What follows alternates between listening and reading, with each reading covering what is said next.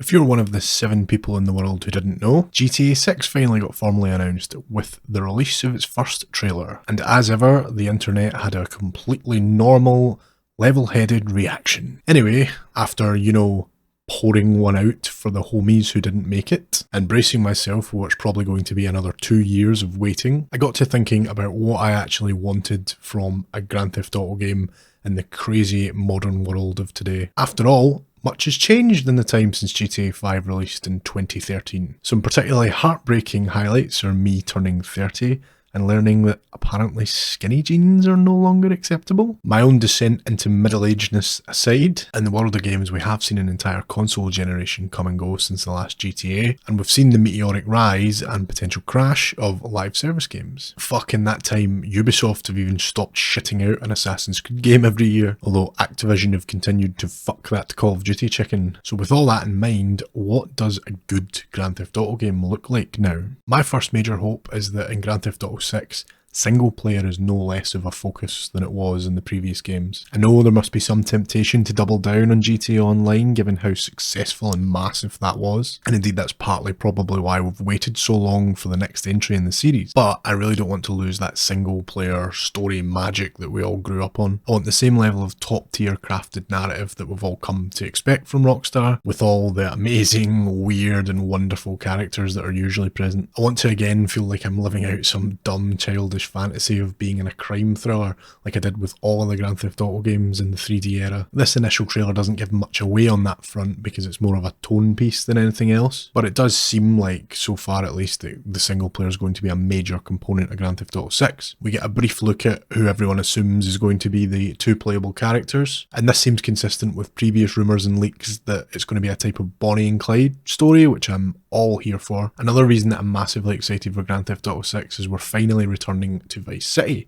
Rockstar's fictional take on Miami. We've suspected this would be the case for a while, and one of the major questions that I've always had is, what does Vice City look like removed from the 80s? You know, that 1980s Miami Vice, Scarface vibe was so crucial to what Vice City was. If this trailer's anything to go by, it seems like Rockstar are going to lean into that sort of Florida Man type humour that has cropped up over the last maybe 10 years or so. And a lot of the scenes in the trailer can be traced back to like real memes and weird things that have happened in actual real life. It seems like a lot of the sort of NPCs that are shown are based on real life nut jobs, basically. Basically, it seems like modern Vice City is going to be chocked to the brim full of absolute weirdos doing insane shit, just like real Florida. I think this is a great idea and could work well with the sort of satirical style that Grand Theft Auto games usually go for. My only hope is that they don't lean too hard into the sort of cringy internet humour. There was quite a few images in this trailer of what looks like some sort of fake TikTok, and while that sort of faux social media stuff can be done well, I think it can become pretty rote if it's not used in small doses, so I hope that's not the only thing they've got up their sleeve here. I am really interested to get to explore some of the areas around Vice City itself. Much like how they expanded on San Andreas, it looks like we're going to go to some new locations. I think that could be a good tool to switch things up a bit and give us a bit of a break from the madness of Vice City proper, and introduce some different cultures, different types of people, and so it's not all just, wannabe influencers or weirdos doing dumb shit constantly. One thing the trailer gives nothing away on is gameplay, and this is one of the areas where I'm probably hoping for the most improvement. I feel like the character control and the combat systems are 2 things that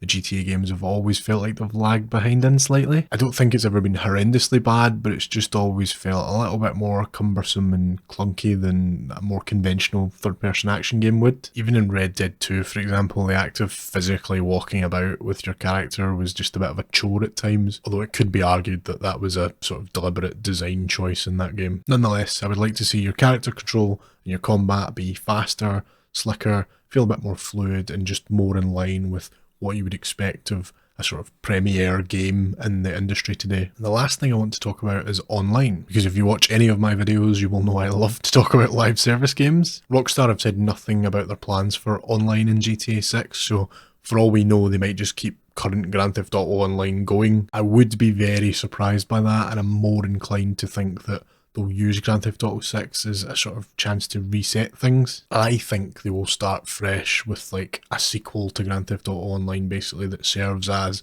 a fresh platform for them to build off for the next 10 years or more. The reason being that original Grand Theft Auto Online was released in an era before we really knew what a live service game was, and before we had worked out the basics of how they should operate in certain ways. It was before Destiny and Fortnite. Games like Call of Duty were still operating under more traditional multiplayer models.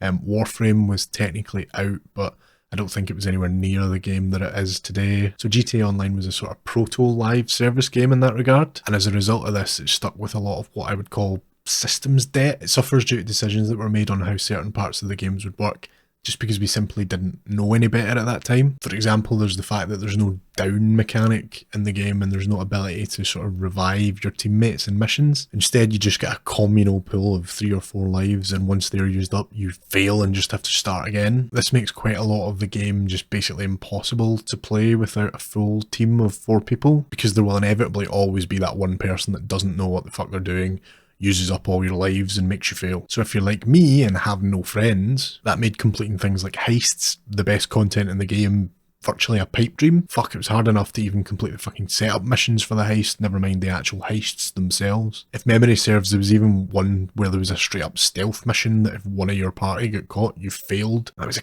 crazy decision. Who thought that was going to be fun to play with random strangers on the internet? So I would say scrap all that. Base the mission format, if you like, on something like a Destiny, where you can pick up teammates and keep going so long as all of the party doesn't get downed at the same time, and then maybe you get reset to a checkpoint or whatever, but as long as some person is alive, you can keep going. That way the game's nowhere near as much of a chore to play if you're a competent solo player, or even a decent pair or whatever. I also never really jived with how progression worked in GTA Online. It felt like you would just basically grind money to buy things, which unlocked more ways to grind more money, but it never felt like there was anything worthwhile to actually do with that money. There was never an end goal to all of this. Sure, you could buy properties and increasingly insane vehicles, but why? None of it actually served any purpose. It just felt like an endless, unsatisfying treadmill, and that's why I always inevitably fell off the game again. I'm not necessarily saying we need loot and gear score chucked into our GTA Online soup, but Rockstar need to come up with a way to make progression feel more fulfilling. Take Destiny or more traditional MMOs as an example.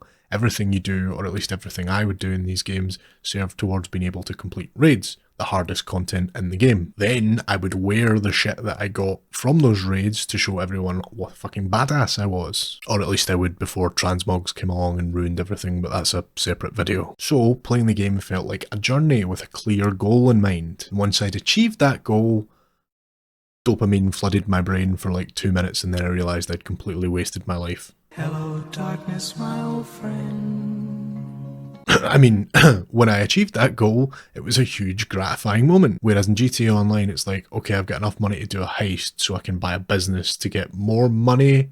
I guess I'll just buy another flying motorbike. And that neatly brings me on to my next point. Or at least it would if I hadn't just cut in to interrupt myself. This is awkward now.